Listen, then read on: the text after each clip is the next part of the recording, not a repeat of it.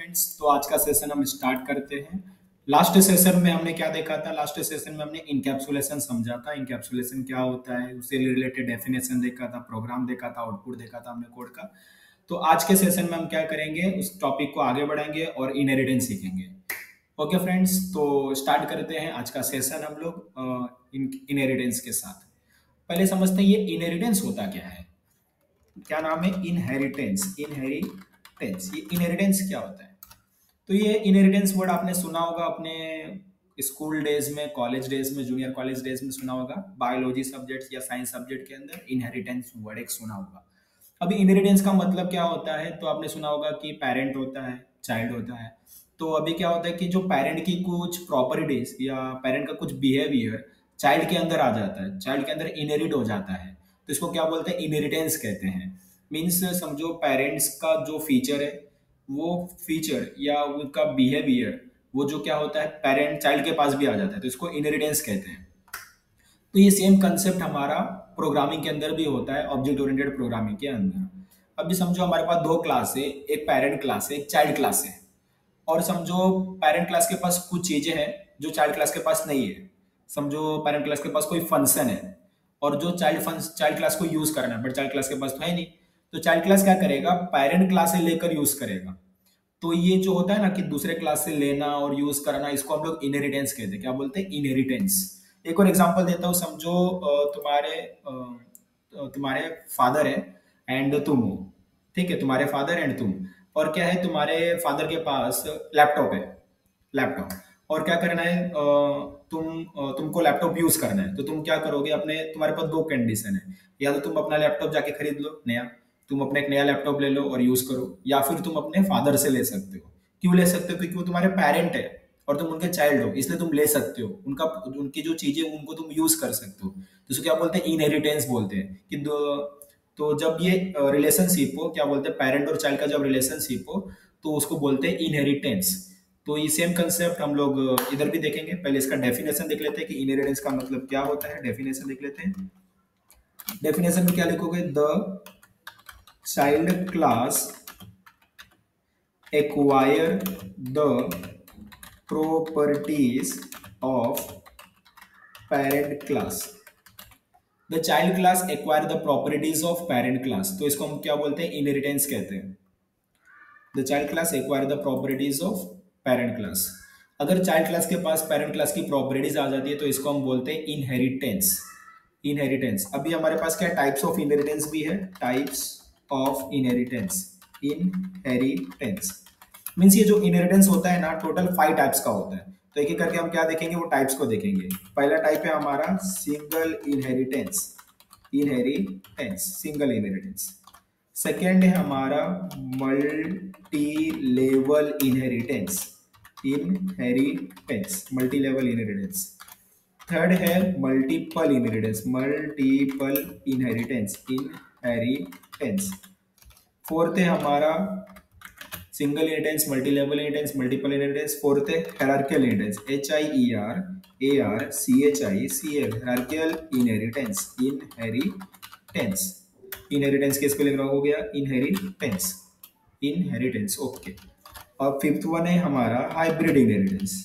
Hybrid inheritance,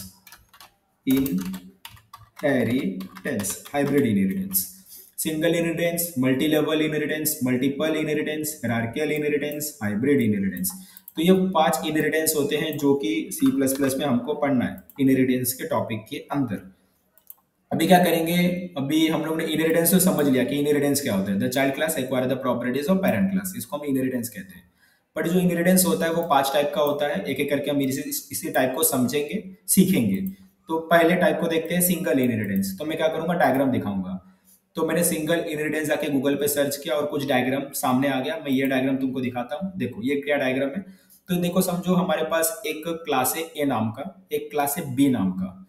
अब समझो जो बी क्लास है वो एक क्लास से कुछ ले रहा है, या एक ही चीजों को यूज करेगा, एक ही प्रॉपर्टीज को यूज करेगा। चाहे तो वो वेरिएबल्स हो सकता है, फंक्शंस हो सकता है, तो यूज करेगा। कौन? बी क्लास यूज करेगा।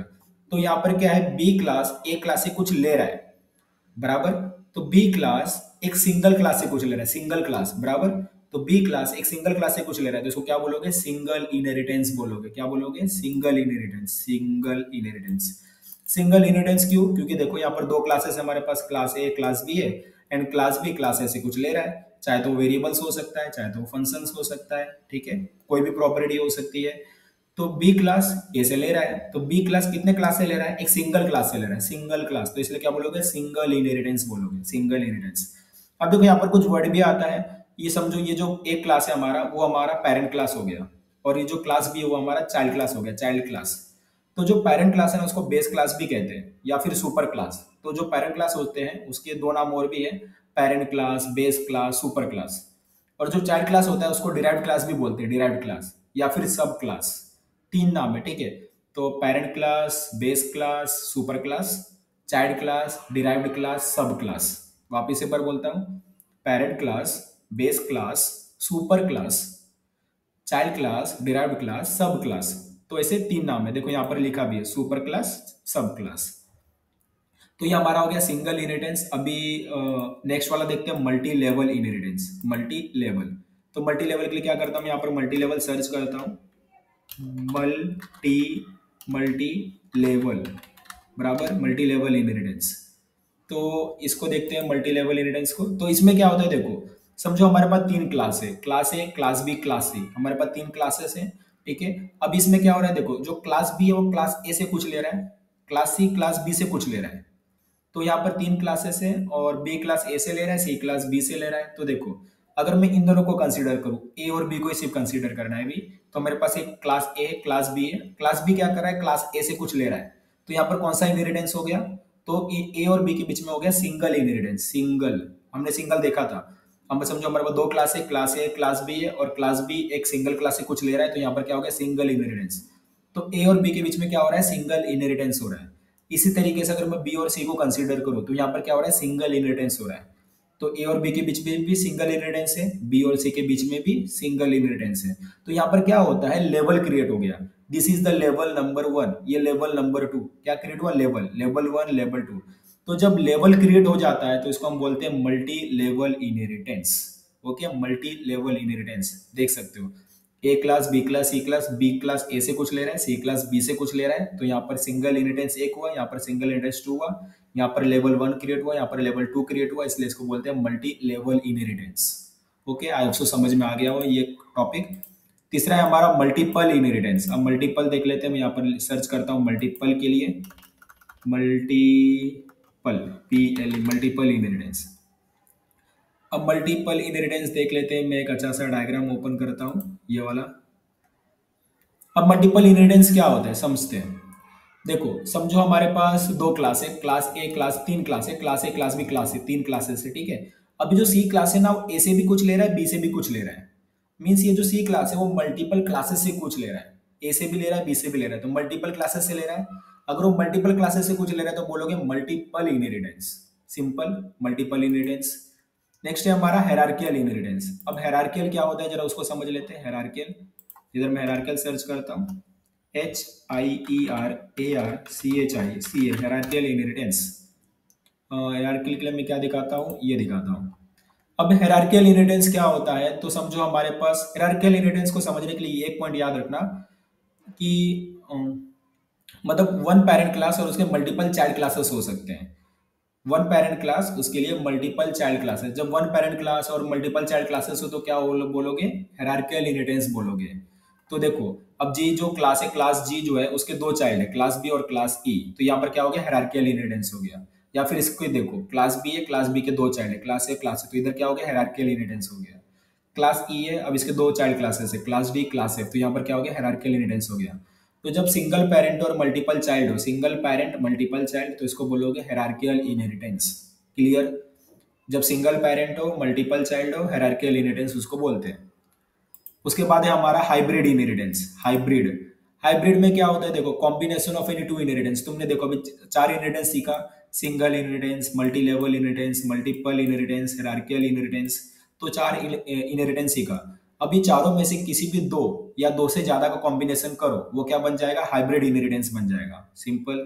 तो हाइब्रिड इनहेरिटेंस क्या होता है, it is a combination of two और more than two inheritance, is called hybrid inheritance.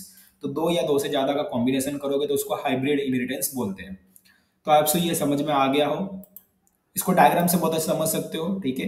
अभी चलो इसको हम लोग कोड के पॉइंट ऑफ व्यू से समझते हैं। कोड तो हमने लिखा नहीं अभी तक, अभी कोड के पॉइंट ऑफ व्यू से उसको देखते हैं कि कोड में कैसे करेंगे इस चीज को। तो मैं क्या करता हूँ, मैं क्लास ए बनाता हूँ, ये मेरा क्लास ए है। तो समझो ये मेरा पहला क्लास है, सेमीकोलन से बंद करना जरूरी है क्लास को। क्लास ए मैंने बनाया। एक मैं बनाता हूँ क्लास बी, ये मेरा दूसरा क्लास है, तो क्लास बी बनाया। तो मैंने दो क्लासेस बना लिए, क्लास ए बनाया, क्लास बी बनाया। अभी देखो, अभी यहाँ पर मैं क्या करना चाहूंगा, सिंगल इनहेरिटेंस करना चाहूंगा। कैसे करूंगा, देखो क्लास बी के पास आऊंगा, इधर मैं लगाऊंगा कोलन और फिर लिखूंगा, मैं लिखूंगा पब्लिक, देन लिखूंगा मैं ए, इस तरीके से। तो यहाँ पर क्या हुआ कि जो क्लास बी है उसने क्लास ए को इनहेरिट किया, इनहेरिटेंस किया, सिंगल इनहेरिटेंस किया। तो क्लास बी ने क्लास ए को यूज किया। अभी देखो क्लास बी कितने क्लास को यूज कर रहा है, एक सिंगल क्लास को यूज कर रहा है। तो ये कौन सा इनहेरिटेंस हो गया, सिंगल इनहेरिटेंस हो गया। तो ये सिंगल इनहेरिटेंस का कोड हो गया हमारा। अभी मैं समझो एक और क्लास बनाता हूँ, क्लास सी। ये हमारा नेक्स्ट क्लास हो गया, क्लास सी मैंने बनाया। अब ये क्लास सी क्या करेगा देखते हैं। तो इधर मैं कोलन लगाया, इधर मैं लिखता हूँ पब्लिक, इधर मैं लिखा बी। तो यहाँ पर देखो क्या है कि मेरे पास तीन क्लासेस हो गया, ए बी सी हो गया, ओके। अभी देखो ये जो बी क्लास है वो ए क्लास को यूज कर रहा है, जो सी क्लास है वो बी क्लास को यूज कर रहा है। तो यहाँ पर क्या क्रिएट हो गया, अब इधर सिंगल इनहेरिटेंस है, ये भी सिंगल इनहेरिटेंस है, तो लेवल क्रिएट हो गया। This is level 1, level 2। तो इसको क्या बोलोगे, मल्टी लेवल इनहेरिटेंस। तो ये हमारा मल्टी लेवल इनहेरिटेंस का कोड हो गया। उसके बाद हमारा क्या है, मल्टीपल इनहेरिटेंस। तो मैं यहाँ पर एक और क्लास बना लेता हूँ, क्लास डी नाम का। क्लास डी नाम का इनहेरिटेंस क्लास बना लिया।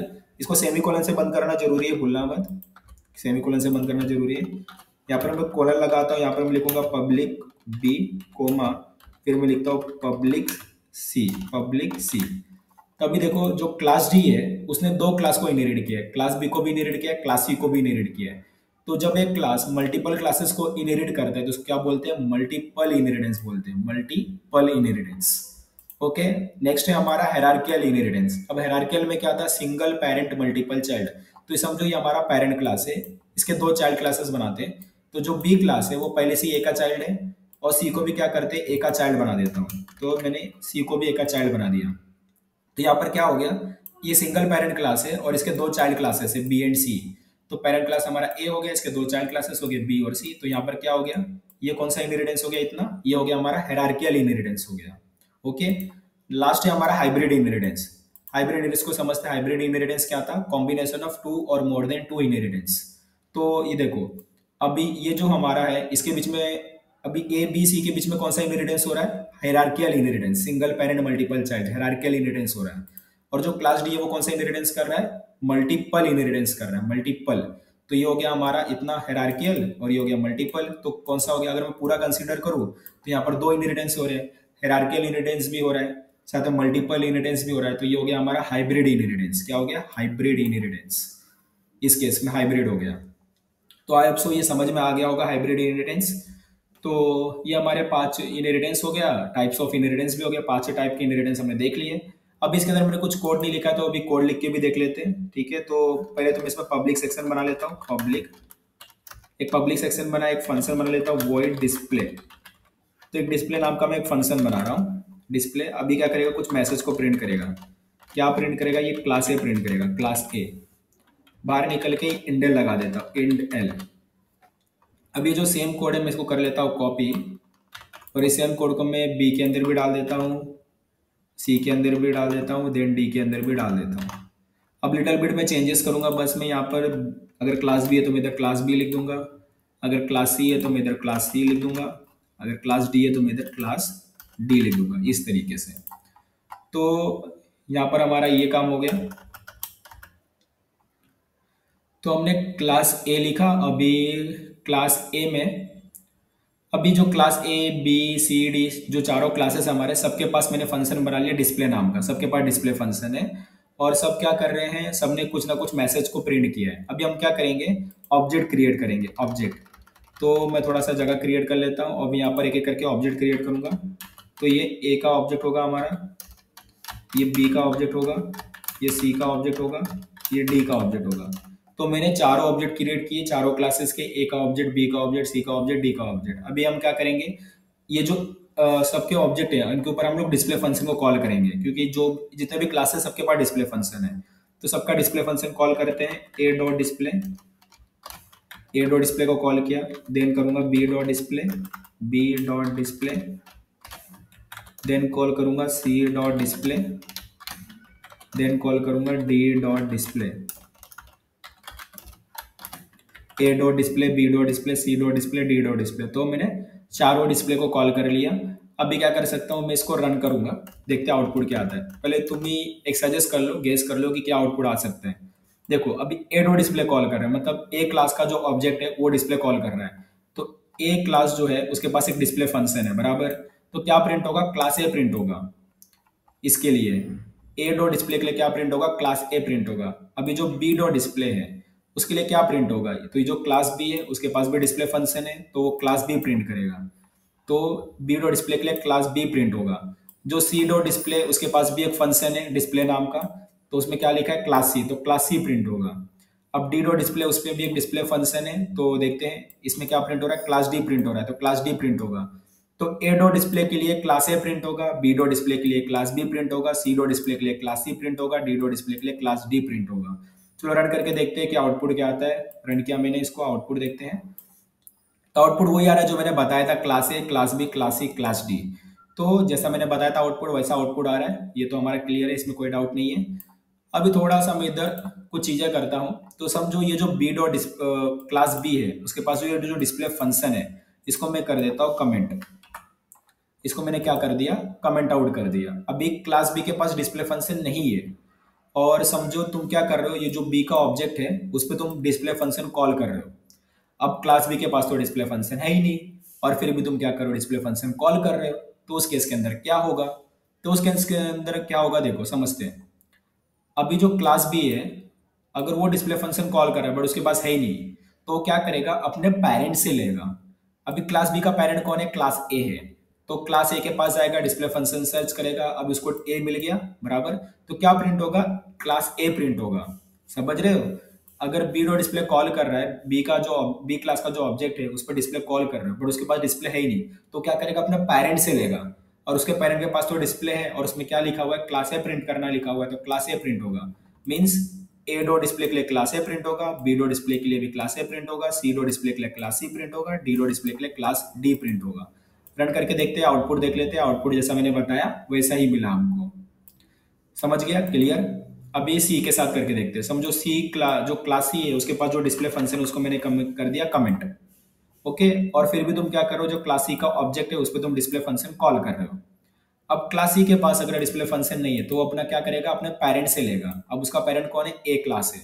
तो ए क्लास के पास जो फंक्शन है डिस्प्ले नाम का, वो कॉल होगा और उसमें क्या प्रिंट होगा, क्लास ए प्रिंट होगा। मीन्स ए डॉट डिस्प्ले के लिए भी क्लास ए प्रिंट होगा, बी डॉट डिस्प्ले के लिए भी क्लास ए प्रिंट होगा, सी डॉट डिस्प्ले के लिए भी क्लास ए प्रिंट होगा, डी डॉट डिस्प्ले के लिए क्लास डी प्रिंट होगा। रन करके देखते हैं, आउटपुट देखते हैं। तो जैसा मैंने बोला वैसा ही आउटपुट आया, इसमें कोई भी प्रॉब्लम नहीं है। अब लास्ट हम डी के साथ भी करके देखते हैं, ये डी के साथ क्या है। तो क्लास डी के पास जो डिस्प्ले फंक्शन था उसको भी मैंने कर दिया कमेंट।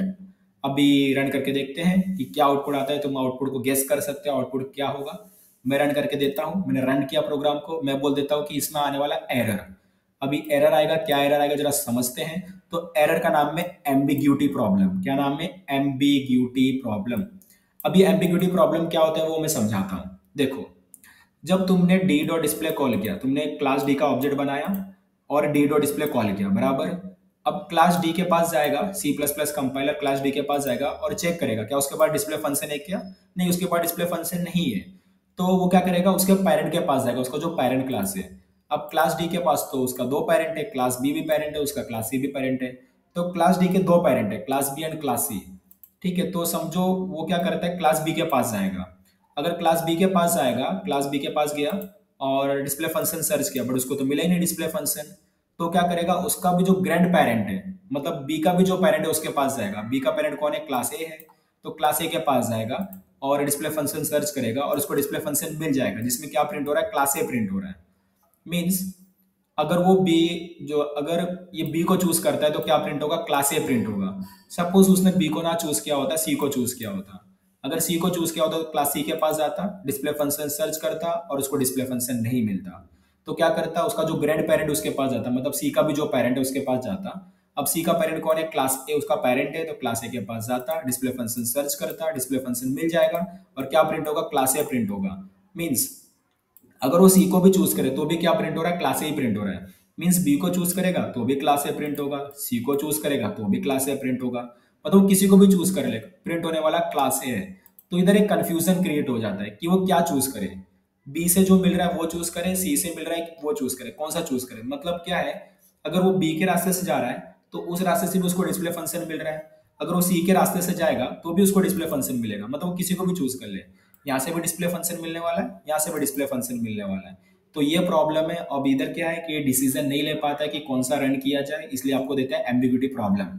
अभी एम्बिग्यूटी का इंग्लिश मीनिंग क्या है, एम्बिग्यूटी का इंग्लिश मीनिंग है multiple option, many possibilities, many chances. क्या क्या मीनिंग है एम्बिग्यूटी का, multiple option, many possibilities, many chances, मतलब एक काम को करने के ज्यादा तरीके। अभी यहाँ पर देखो, क्लास डी को डिस्प्ले फंक्शन कॉल करना है, बट क्लास डी के पास ना बी के रास्ते से भी डिस्प्ले फंक्शन आ रहा है, सी के रास्ते से भी डिस्प्ले फंक्शन आ रहा है, तो कौन सा ले, किसका रन करें, ये डिसाइड नहीं कर पाता है, इसलिए एरर देता है, जिसका नाम है एम्बिग्यूटी प्रॉब्लम। अब इसका सॉल्यूशन क्या है, अब एक और चीज बता देता हूं कि जो क्लास डी है, और ये एम्बिग्यूटी प्रॉब्लम कब क्रिएट होता है, ठीक है। तो ये एम्बिग्यूटी प्रॉब्लम ना मल्टीपल इनहेरिटेंस के केस में क्रिएट होता है, मल्टीपल इनहेरिटेंस या फिर बोलो हाइब्रिड इनहेरिटेंस। तो जो एम्बिग्यूटी प्रॉब्लम है दो केस में आ सकता है, multiple inheritance and hybrid inheritance के केस में आता है। इसलिए जो दूसरे प्रोग्रामिंग लैंग्वेज है, लाइक जो जावा करके प्रोग्रामिंग लैंग्वेज है, जावा के अंदर ना सिर्फ सिंगल इनहेरिटेंस होता है, मल्टी लेवल, सिंगल इनहेरिटेंस होता है, मल्टी लेवल होता है एंड हायरार्किकल होता है, बट उसमें मल्टीपल एंड हाइब्रिड नहीं होता। तो हम लोग जावा के अंदर क्लास के साथ मल्टीपल एंड हाइब्रिड इनहेरिटेंस नहीं कर सकते।